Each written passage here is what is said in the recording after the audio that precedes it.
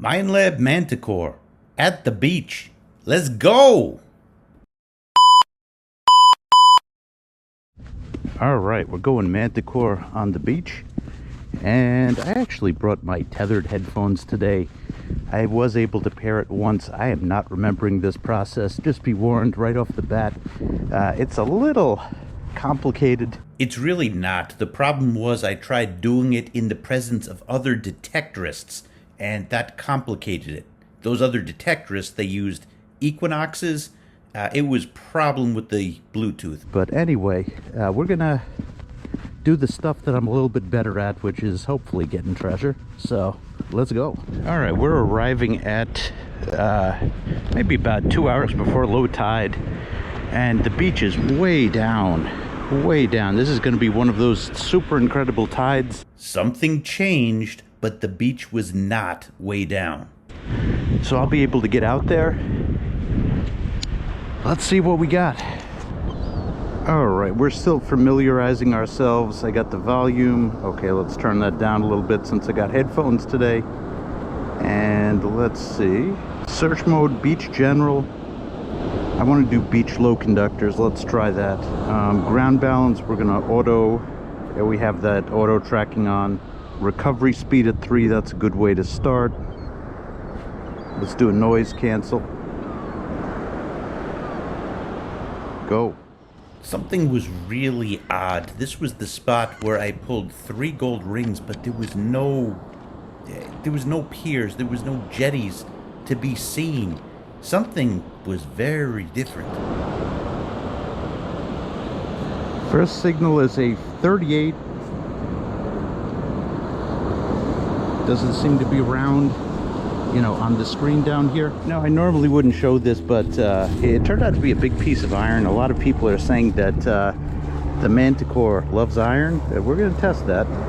In terms of capability, I'm not seeing, at least yet, much more than an Equinox, which is a great thing. Arguably the greatest metal detector of all time. But you know what's really helpful?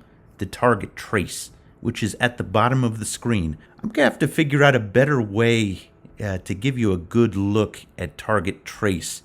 Basically, if you have a coin, it ends up being a dot, like this.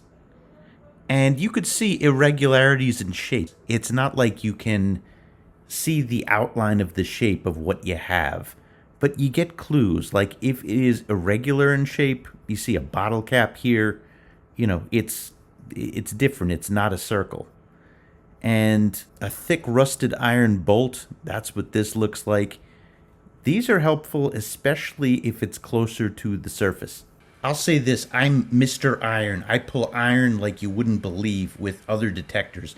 I'm barely digging iron with this. I'm not seeing much more depth. I'm not seeing much more separation. I'm digging less iron. 4041, and look at this. That might be an old bullet, might be an old musket ball. Yeah, this turned out to be a little musket ball. And this is not something that you see on a normal beach, but again, like I said, something was different. Is that a tooth mark there? Well, I just got some news. This is all dredged sand out here. We're still going to see how we do. But those ships out in the distance, they pumped sand onto the beach. And I knew it looked different. I still think it could be a good day. Let's see how we do. Dredging protects the shoreline against big storms. And there just was one that caused a lot of flooding in my town. So I get it. It kills the beach metal detecting for a while, though. But you know what? That makes this a teachable moment. You know that there are winter beaches and summer beaches, yes? Hey, brah, we're like stealing information from like the surfers, but like let's talk about winter and summer beaches, and then let's look at this like video. All right, let me get back to my voice. Anywho, you've probably noticed that sandbars are formed in different positions during summer and winter. In the warm season, sandbars are pop close to the shore. What does that mean? It means it's like pop close, brah. While in the cold months, sandbars appear further out. Like in the winter, they're like far out. I love scientists. They like simulate stuff like this at universities. God bless them. But here's what you gotta know for metal detecting. In the wintertime, the sandbar is further out. Sandbars move. And in the summertime, it is a lot closer to the shore. You can get the fresh drops in the summertime, and you could get the low beach stuff in the winter. It is my working hypothesis that a great amount of treasure is still out in the waves, can be pushed into the beach at any given moment, pulled back out. Mother Nature is powerful. What I didn't give enough credence to was the power to pull down. There's wave energy and there's seasons of greater wave energy. But in the seasons of lower wave energy, the stuff that is on the beach sinks into those zones where we swim. And when the sand is low, we could get that stuff. And when the sand is high, good luck with that. Head to the park. Yeah, look at the black sand that's far back.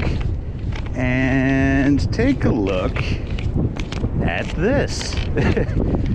We got some dredged beach erosion right here. Now, this is sand he was saying that was pumped in, but it's already down. So let's see. That's what you call a worthless cut. Basically, when you get sand thrown onto the beach from far out, beyond where stuff gets pulled, there's not too much in it. There's musket balls, but not too much else. The treasure zone remains close to the shoreline, and from what I understand, it is very related to the positions of the sandbars. If at first you don't succeed, try another beach. Yeah, sometimes you gotta fight to get a spot. This is the case today. I see those old piers breaking through. This should be a good low spot. Let's go. Finally, a normal signal. 7980. Dime at about 5 inches down. All right, second dime right here. I'm not going to show the clad, at least a lot. Might be in a little patch here. Let's check it out. Yeah, we got a patch quarter. First interesting object of the day. Mid-tone. 6061. I see you. I see. Yes, there we go. On the board. Oh, this is a nice one. It's not going to be gold, but that's okay. This is a nice one. Look at the jewels in there. All right, this is a candidate for last ring of the year.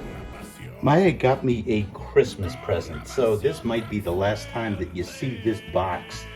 I threw everything in here, and this is why she got me the Christmas present. She got me cases to hold my rings and stuff like that.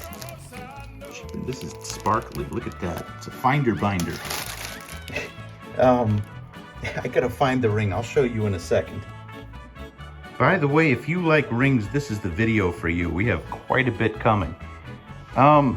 This was a nice one. It is obviously not gold. It perhaps was plated at one point, but a ring is a ring is a ring, and I love those rings. So you got some nice, probably fake jewels here, but still, a ring is a ring is a ring. This one seems loud. 5357.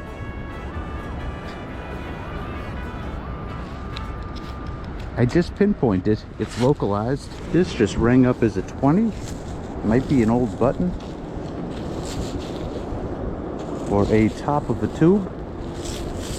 No, we'll take a closer look when we get home. I think button. 59. And it's a perfect circle. 60. We just got zinced.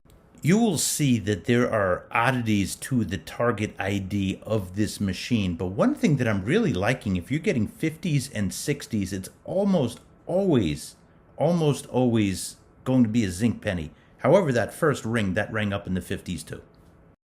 All All right, so we got a little patch going. Now the objective is to find the heavies. Where are the heavies in this patch? The other thing, I'm in all metal mode right now.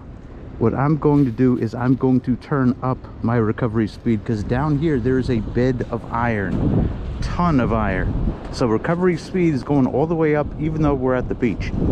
So if this is the video that you're expecting to see, how deep does this go at the beach? This might not be it, because we are on a bed of iron, and really that's the more important thing. You want to be hunting these situations where it is a low beach. I found a low segment despite the dredging that was happening. This is crisp and clear. 55, 54, perfect circle. That's what I'm looking for. Perfect zinking. This is what I mean. Look at that. This is the iron that is underneath the ground that the Manticore is facing. I've been getting a lot of these, and you know, I get a conductive signal when it is on top of a piece of iron, and it's really performing very similar to the Equinox. In that regard, that's something that the Equinox was absolutely fantastic at. Yeah, I still hear the iron down here. There's another signal up here. I see something. Is this purple or is this silver blue? Oh, there we go. Yeah, that's a silver earring right there. I've never seen it this purplish color before, but that's a beauty right there. This one turned back into the regular silver patina that you see. I just saw an engraving. Yeah, 925. Sterling from Mexico. And let's zoom in over here. Very nice. Yep, this is an old beach. We just got a wheat penny, which were minted until 1958. I think I see you. We got silver. We got a silver something. That is beaten up like crazy. But that is definitely a piece of silver. You could see it was attached to iron at some point. All right, we'll clean it up and we'll look at it close up. This thing has not flaked away, broken off. You could see the edge of something right there. Yeah, we got to do more cleaning.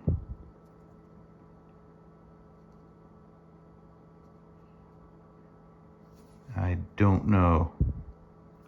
Any coin experts, you know, let me know what you think this is. You can see a little bit of the edge there. I can't quite make it out. But I definitely want to clean this one. And we've had some old stuff show up at the beach. Does that say 1 dime? Does that say 1 dime? Let me know. I don't know. You have no clue how many zinc pennies I've dug today. 64 to 69. Now that's a greenie. Okay, now we're, well, I mean, the silver gave it away, but yeah, we're digging in the right spot. Look at this. It is a old handle lever. Yeah, this is an old beach. 87 to 90. I see you. We got a ring. There we go. This is an old one. This is an old one. Okay, silver ring. There we go. This is a nice one. That's the find of the day so far. There we go. All right, let's take a close look at it. Cool. Old signet ring. It is gonna be silver. I see the mark here, but silver can sometimes do that. This is ancient. Look at that. Oh, what is that?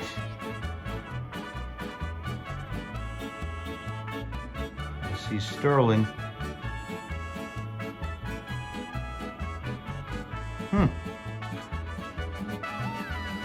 cool old ring. That has not seen fingers in decades. Dare I say I'm calling silver. 83.84. I've got dimes at 79. So this is kind of an odd signal. And you should have dug that live. Come on, man. Oh my God, I wish I got that straight through on film. Okay, it's not real. Never mind. Well, we did get a ring. I thought I got my gold, but this is plated. This is probably plated silver. Heart attack for a moment. I did call that it was a different object. I mean, the dais has some anomalies with the target ID. That's clearly plated right there.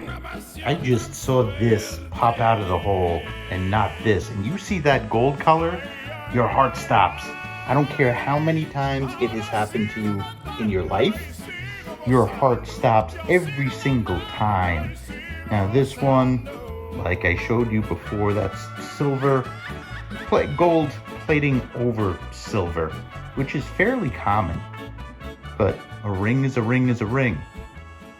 Oh yeah, those insides look really nice, but still, this is plated. And the outside got really beaten up. All right, this is an odd one too. Look at that long line that's there. Going into the iron. Let's see what we got.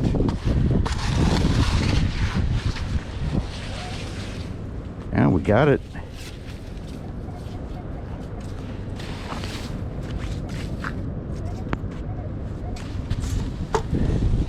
Oh, there we go. It actually called long piece.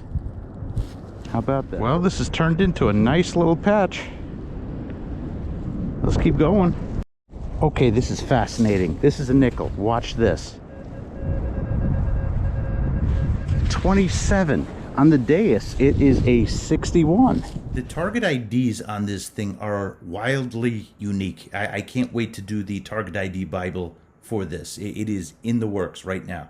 We got silver, but this is wild. I think it's super thin. Look at this. 37. Now, look at this. That's why it is super, super razor thin. Razor thin. Old coin of some sort. I don't know what that is. Merrill, it's you. You can't have a good day without finding a mercury dime. Come on, man.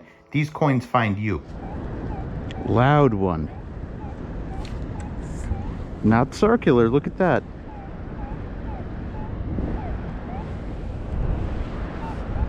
Jumping around from 82 to 98. Let's dig. I think we did. I've already played the song 3 times, so we're just gonna go with the narration this time. Yes, we did. There we go. It's a ring. Could be silver. Man, that's a fancy ring. I might have my aesthetic differences with the designer, but a ring is a ring is a ring. We've certainly earned Taco Bell today. Listen, people, this is a toe ring. I don't think that that's silver. I think that that is copper plated, perhaps. Does have an engraving. Well, listen, it's a toe ring. People have enough problems keeping rings on their fingers. Toe ring, we might want to rethink that. So far, everything that's been in the 50s has been one of these. I see you. There we go. There. That is not tarnished, and it has a little bit of a yellow color. We got to test it. And look for engravings. That's some possible gold right here. Yeah, go, go, go. This was not a piece of gold. This is silver. This must have been a fresher drop than anything else that was there.